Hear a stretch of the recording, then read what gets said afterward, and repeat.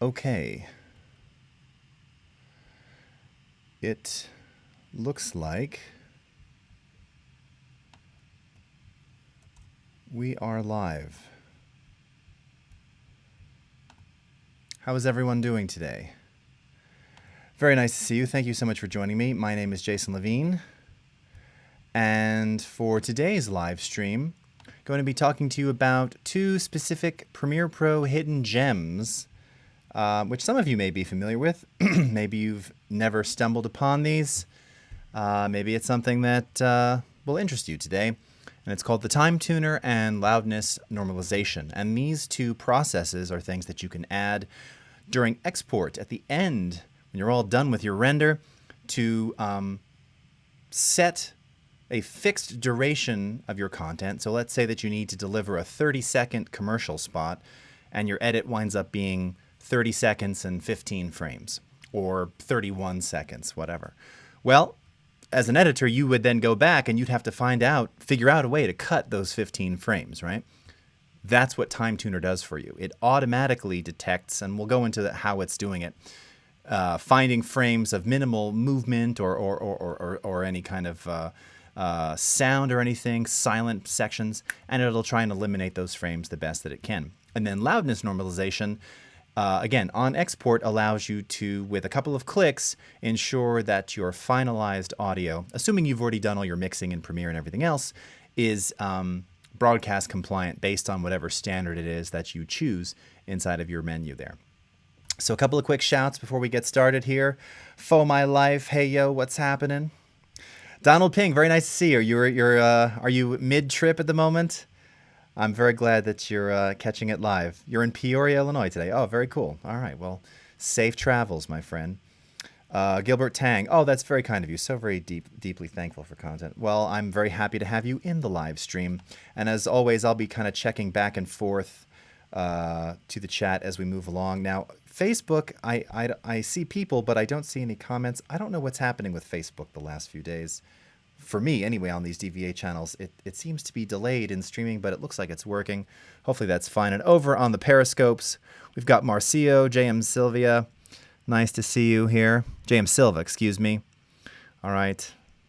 Great to see you. All right. Hey, Desiree. Okay. Well, let's go ahead and get started. We're going to switch my screen over, and again, I will take questions towards the end. This is going to be a short one, though. Two quick gems here. Okay. So what we're working on, or what I've worked on here, or this was perfect because this was actually something where I wish I had been able to, I don't think we had this effect when I cut this little piece together. So this is some content, again, shot in South Africa quite a few years ago.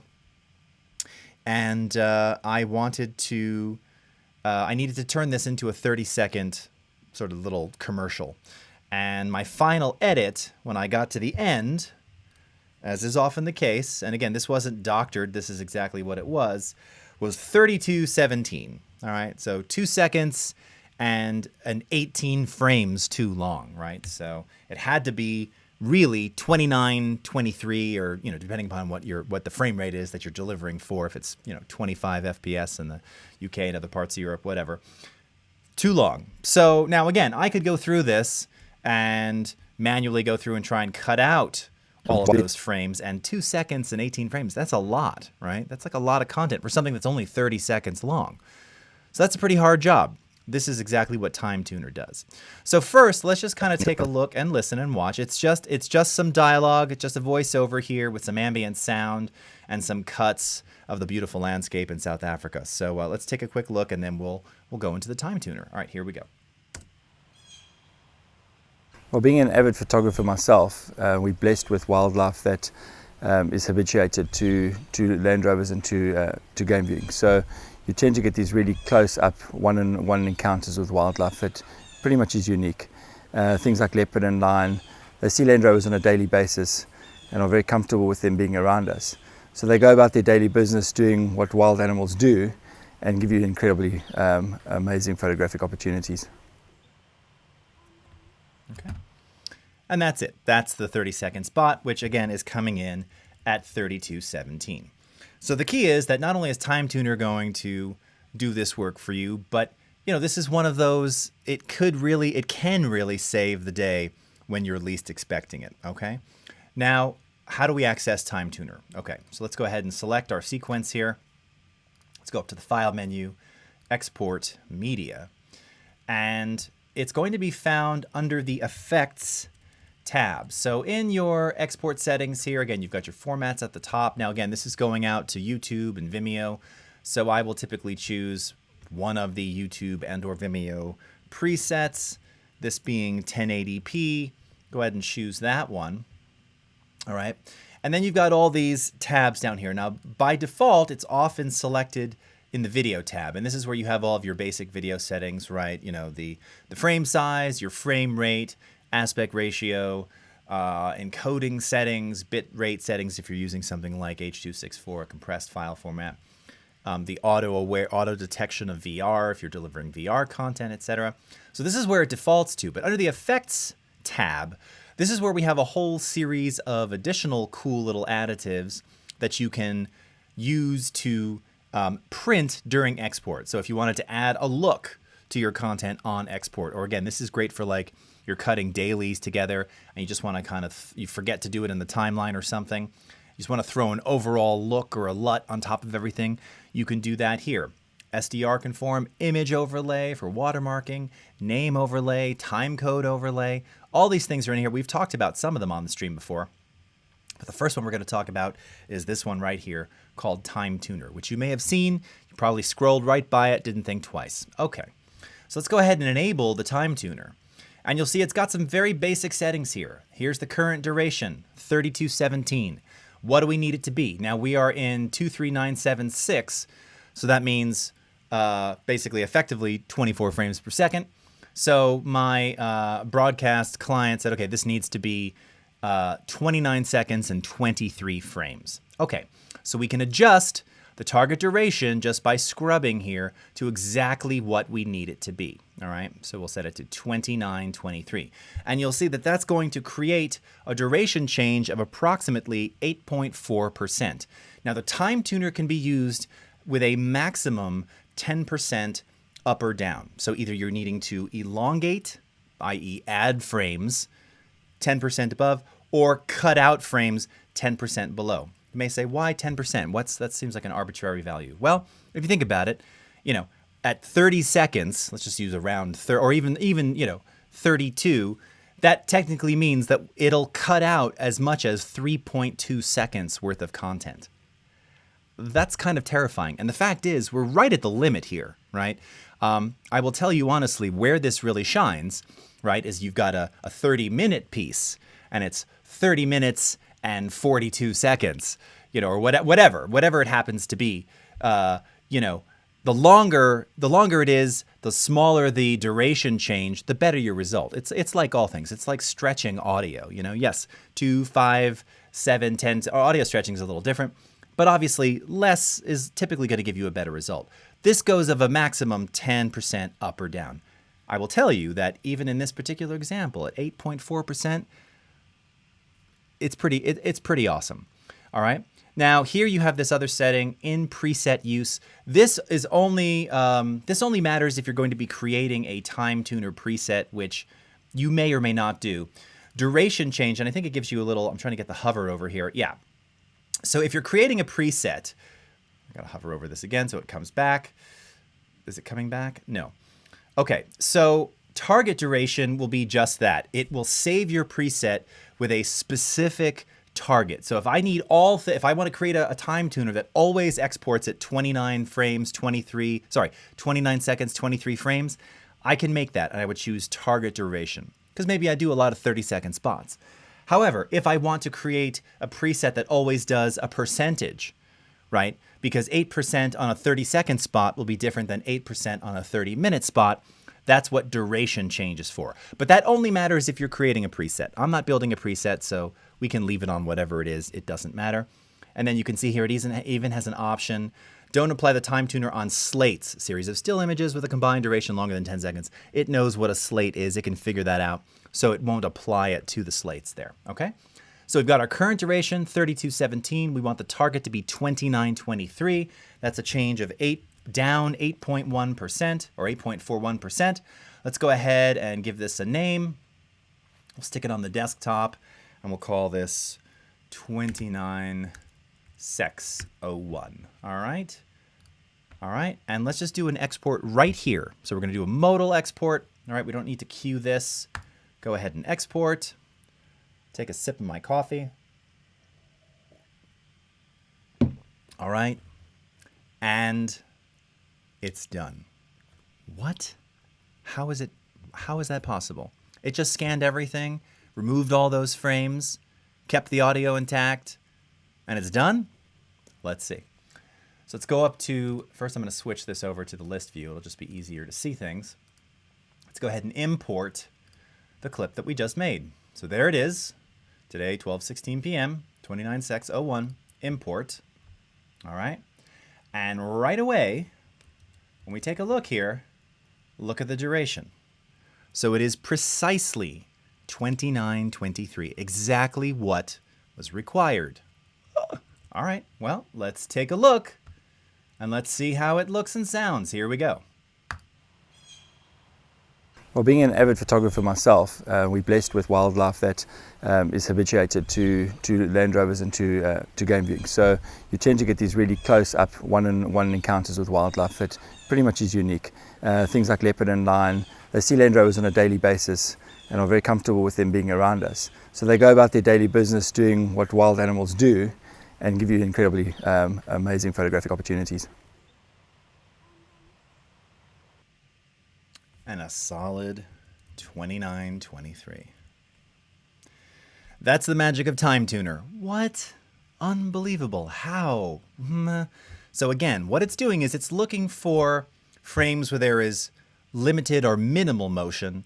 It's looking for spots, particularly with audio, where there's just a pause or silence, and intelligently scanning and eliminating those frames for you. Now, as always, I like to be realistic about the limitations here. And someone might have pointed out, hey, but you know, this is just dialogue and there is ambient sound, all the birds and stuff chirping there. What about music? How does it do with cutting music? Well, here's the thing. As you might expect, so this is using a stretching algorithm. Now, the voiceover here sounded perfect. It sounded great.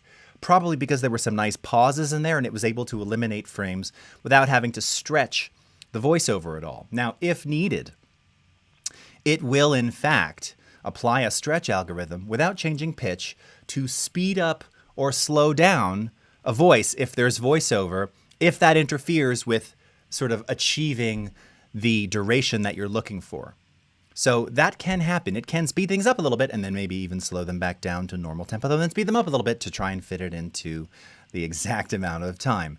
This is not unlike what they do in a lot of commercials intentionally, where they have the, you know, the rules and regulations at the end, or in the case of like pharmaceutical commercials, you know, taking this particular kind of thing will give you hives, it'll give you this, it'll give you that, it'll give you all these, and they're speaking like very, very quickly. Effectively, it's doing that kind of thing to make sure that it fits into that perfect duration. Now, when you've got background music, I'll be honest with you, you know, if it's just sort of, you know, ominous, dark, legato, ostinato tones or something, okay, that's not going to be so bad. That's probably okay.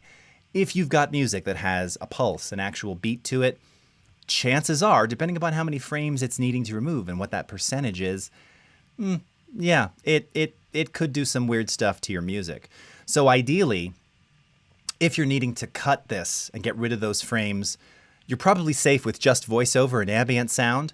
What you could do to take your audio soundtrack and make it a perfect 29:23 as opposed to 32:17 is, well, one thing, of course, you could edit it yourself, or you could use Adobe Audition Remix, which is part of the Essential Sound panel, to do just that and to conform it to an exact duration, at which point you could then, you know, export your cut video to something like GoPro Cineform or DNX HR or ProRes 422HQ or 444, maintain highest quality, drop that new audio soundtrack in there, export, and you're done, okay?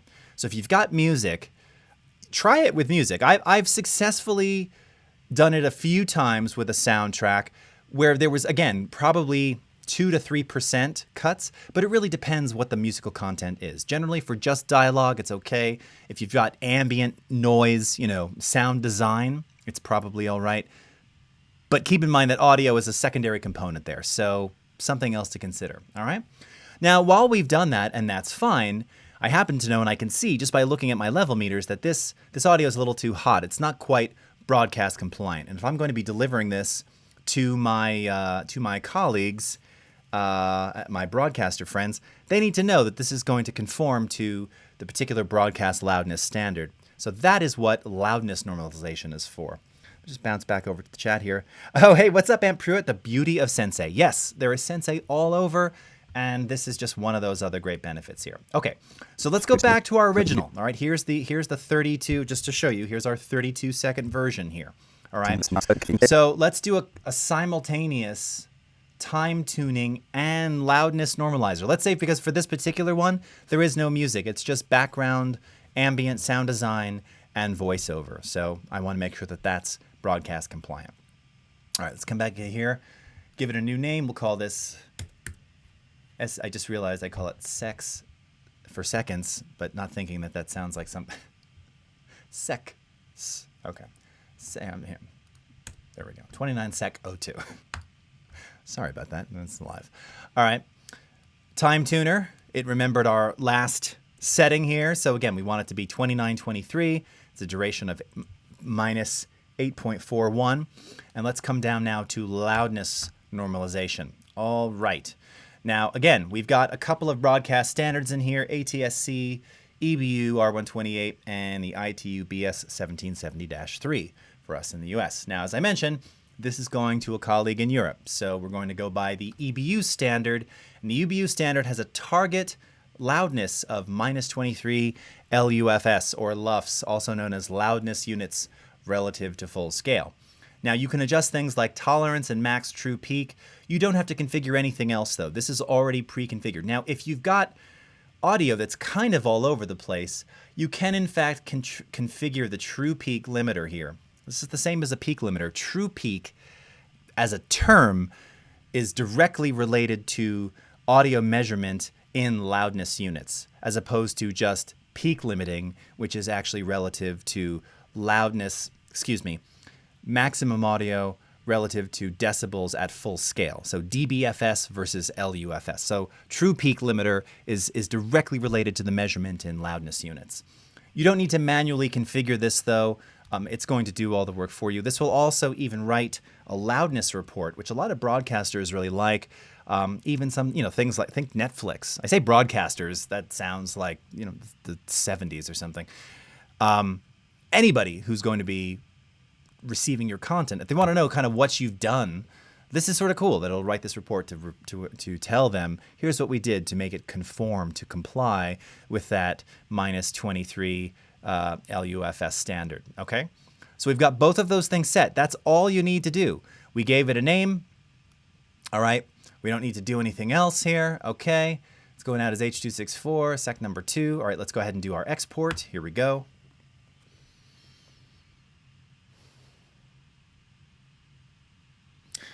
All right, and Mohan is asking a question while that's done, and it's done. Now that you're in the export menu, can you suggest settings for faster exports for minimum quality video? Mohan, yeah, sure. I mean, if it's, you just said it right there. If it's minimum quality, first and foremost, what does the frame size need to be? If it doesn't need to be full HD, 1920, 1080, or 4K for that matter, make it 720p. Make it, if you're maintaining sort of a widescreen 16:9 aspect ratio, make it 960 by 540, right? Smaller frame size, faster render, smaller file size. Also, bitrate, right? You just saw I just did a VBR. I think the preset is a VBR 1 or 2. It might be a VBR 2 pass at 16 megabits. If you're going out at 540p, you don't need 16 megabits. 3 megabits is probably enough. And do VBR 1 pass. Or if you like constant bitrate, choose CBR. Those are great ways to make the exports significantly faster. Additionally, if you've got or using preview files in your sequence, so you're doing a lot of effects rendering and things, and you're going to be rendering them in the timeline. When you create your sequence settings, you need to be in a custom sequence editing mode if you're going to do this after the fact. But when you go into custom editing mode, you'll see that down below you have your video previews, and here's where you can choose your format. So, for me, I'll always choose something like ProRes 422HQ. All right. Choose maximum bit depth if you want to maintain that maximum render quality, similarly to keep everything super high. This is entirely up to you if you want to composite in linear color.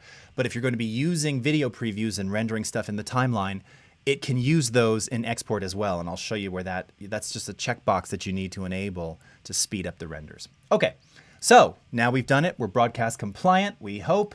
Let's come over here and import the version we just made, sec02. There it is. All right. And once again, if we take a look, we can see it's a perfect 2923. Awesome. And now let's take this and actually put it into its own sequence so that we can measure the audio via the track mixer. And to do that, we're going to come up to the special menu, Loudness Radar. So this is our TC Electronic. We license the TC Electronic Loudness Radar Meter. This is a great way, again, just to monitor and verify loudness compliance, or really just average loudness over time in real time. And you'll even see that we have a preset right here directly related to EBUR 128. All right, so go ahead and choose that. Wind this back. We don't need to play the whole thing, but effectively what we're looking for here is for this not to go beyond, minus 23 LUFS. All right, so let's take a listen. Well, being an avid photographer myself, we're blessed with wildlife that is habituated to Land Rovers and to game viewing. So you tend to get these really close-up one-on-one encounters with wildlife that pretty much is unique. Things like leopard and lion, they see Land Rovers on a daily basis and are very comfortable with them being around us. So they. All right. So now again, this has to kick into an average. I noticed that at the very beginning there seemed to be a spike there. So that, I'm not sure if that's an anomaly or if that's something that I need to potentially account for in the audio. As I'm taking a look, and this is where I would probably go into Audition just to verify, because to be quite honest, this isn't the be-all end-all of monitoring plugins. But the overall average here, again, it's really good to let this play through so that it gives you the proper content average. But this was all staying in, minus 23.3 in this zone. It's probably going to be okay. Again, I would probably take this audio, send it over to Audition to run an amplitude statistics on this. This is also assuming that you've mixed the audio as well. And again, this is where if you were to configure that loudness, the true peak limiter, clearly maybe the default limiter isn't picking up some of those sharp attack transients. So this might be an example where you might do that, okay? I didn't mix that audio. That was just raw coming from the secondary capture. But overall here, to me, this looks like it's pretty good.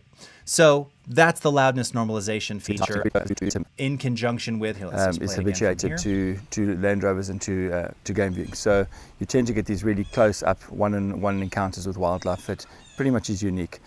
Things like leopard and lion, they see Land Rovers on a daily basis and are very comfortable with them being around us. So they go about their daily business. Yeah.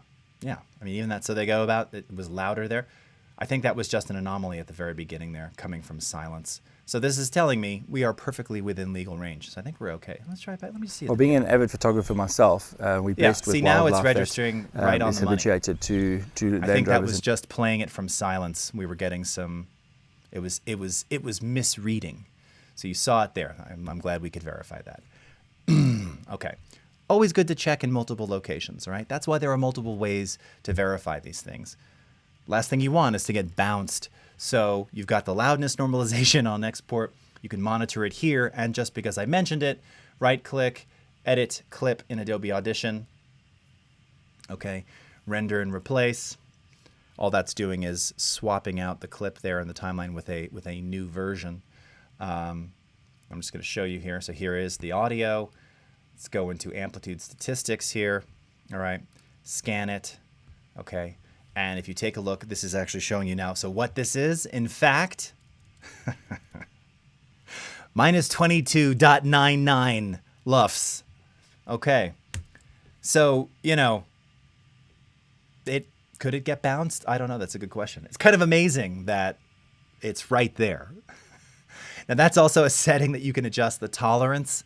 The default is -1. You could probably do -1.1 and get you back exactly where you need to go. But in any case, I think we're all right. I think we're going to be all right. And it looks, again, visually identifying this audio here, it looks okay. We don't have any crazy out-of-band peaks. So I think we're going to be just fine. And that is it, all right? So let's see here. There are moments. Can you play both cuts simultaneously to see what it removes? Oh, that's a great question, Fo My Life. Yeah, actually, we can do that. So here, why don't we, I mean, let's do that. Interesting. There are no Facebook comments coming in. So I apologize if you're watching on Facebook. I'm not seeing. I believe there are comments. I'm not seeing them. Okay. So here is the new version. Oh, hold on. I have to readjust my audio targeting. Sorry. I got to make a new audio track here. We won't play the audio together. It doesn't really matter.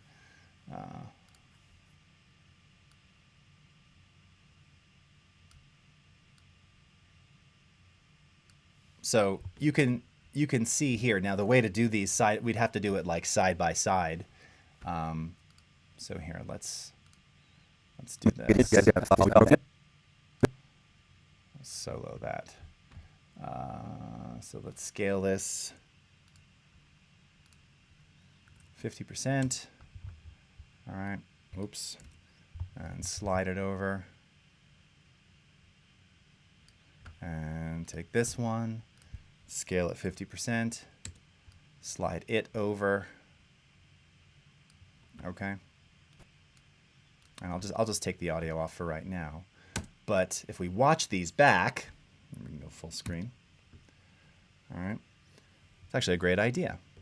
So you can see it cut out a couple frames in the beat. It's already getting to the cuts to the animals faster. On the right, we have the original. All right. It's pretty amazing. And you can see it's literally like, it's that kind of 2-second difference. Look, we're still going. Pretty cool. I love this. Like we're already 2 shots ahead. They're still on the Rhino over here. So it's pretty awesome. All right. Hey, Mohan, thank you very much. Okay. And by the way, just to show you that real quickly, coming back to the using preview files option for speeding up your renders. Okay. Right here. Use previews. Also, by the way, worth pointing out, you mentioned low quality or what did you say? Yeah, minimum quality. Don't check this. I think there's even a tooltip that tells you maximum render quality. Let's see, is it going to pop up? Yeah. Great quality scaling increases encode time. So this one, by default, I mean, obviously it's using the best quality. Similarly, under the video tab here, you also have maximum bit depth. If you don't need that, if you're going to H.264 anyway, make sure that's not checked. Having that checked and having maximum render quality checked will obviously slow your render down, okay? Wow, quite a big difference, but it was seamless. Yeah, totally, right? Hey, Desiree. Nathan Jeffers, what's up? Daylight 3D. Avid Warp, how are you? A. Muller Design. Andrew Kearns. All right. Well, I'm sorry I can't see. I see there's comments. Hold on, wait. It's loading them on Facebook now. Wait a second. It's trying to load them. Hopefully that didn't just mess up the video here.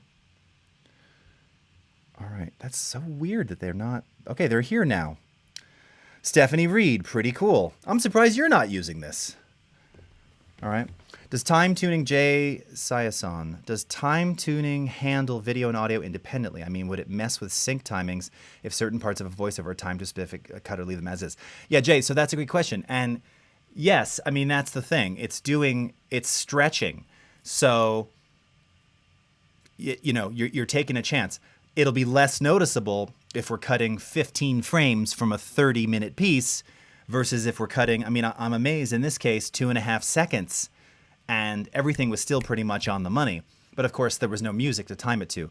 Music, in particular, is where you're going to notice notice the time tuner. So that's why I said if there's music involved, and your edit is like everything's perfect, try doing it with just a voiceover. You can probably even get away with sound design. Again, though, if you've got sound design that's timed against picture, it's possible that those could slip. I'm not going to lie to you. So, you just have to see. So yeah, that's kind of the answer. I guess I just answered it. Okay. All right. I'm looking for other questions. Jonathan Holton, time tuner, did not know about that. Excellent. That is why we do these things. Okay. Magnus, how will this time change work if you edited a lot after music? And yeah, so exactly. So that's what I'm saying. So if you've done stuff, again, edited to the beat, and you're using the time tuner, because it's doing stretching, yeah, it can absolutely, modify those cuts. That's at the expense. Think of it this way: if you had to go in manually and cut stuff out, same thing, right? if you're cutting to the beat to an actual cut, yeah, if you got to remove frames, things are going to happen. Now, it just kind of depends what that music is. Like I said, if it's kind of underscore that's legato, less noticeable. If you've got then yes, you're taking a chance. Try it. I tend to think that it's probably not going to do what you want. So that's where I would say, if you need 30 seconds, do a remix on your music ahead of time, or it can be after the fact. But if you want to really cut to the beat, that's the best way. Go into the Essential Sound and Audition, remix, take your piece and mix it down to 30 seconds. And then you'll know with confidence you have a 30-second audio clip to cut against. All right. Victor Hugo. All right. Okay, I felt the audio accelerator. Right, because it's going to, potentially speed up or slow down with maintaining pitch, mind you, to make it fit. Okay. Emma Herod, this is awesome. Cool, very nice. All right, so Bruce Johnson, you saw the differences there. Very cool. All right. Michael Galgano. My clients think I'm a warlock when I use this. Nice. Nick Mantis, what's up? All right. Okay. Hopefully Facebook is doing all right. Oh, Stephanie, you've used it, but that was in the Avid days. Oh, okay. Michael Wooten, do you have a tutorial that goes into more detail on the best sequence settings for different tasks? You briefly mentioned it earlier. Yes. I just did one the other day about going to YouTube. I guess that's more about destinations. In terms of tasks, not really. I've got a bunch on different types of export things. It might actually be worth going to do a stream, maybe Thursday this week, just to kind of talk about all those things that we mentioned, right? Like, okay, you want faster renders. Here's 5 things that you can eliminate in Media Encoder for a faster render. Or you need a broadcast compliant render. Here's something you can do. Or you need to drop timecode or effects or LUTs or an image or watermarking. I have a couple of those streams. I've done a whole stream on things in the effects panel here, all these sort of lost hidden gems. That's a great comment. If you want to ping me on Twitter and remind me, I'll add it to the list because I love getting that stuff. Colin Blake, hello. Okay.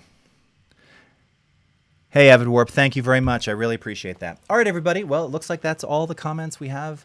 So thank you so much for watching. As always, you'll be able to catch the replay on Twitter, Periscope, on YouTube, and on Facebook. Hopefully the video on Facebook looked okay. If anybody wants to chime in, were we dropping a lot of frames on Facebook or was it okay? Because from my end, it keeps pausing, but I'm going to assume it was all right because no one was complaining about it. If anybody wants to chime in before I kill the stream. No one. Okay, fair enough. There's also a 30-second delay, so it may come in. All right, I'm seeing thumbs up come in. Okay, good. All fine. All right, well, tomorrow I'll be back here on the Premiere Pro Facebook page for part 2 of batch ingest and metadata, as well as using markers and super cool ways to mark up and subclip your content with Adobe Prelude CC. If you've ever needed to batch transcode, batch rename, batch add metadata, maybe just tag things, good take, bad take, close up, 2-shot, whatever, and you want a simple, easy way to tag and mark up your video, You can do all of this in Prelude. It's really simple. It's visual. You can do it with keyboard shortcuts, and all of that can go instantaneously, non-destructively to Premiere Pro. So you want to check that out tomorrow. Until then, have a great rest of your day. Oh, I see all the comments are coming in now. Michael Galgano, just fine. Hugo Vega, no problems. Very nice. Amy, how are you? Amy Scalvo, always great to see you. You can catch the replay now, or maybe you were watching this whole time. Thank you as always. Great to see everybody.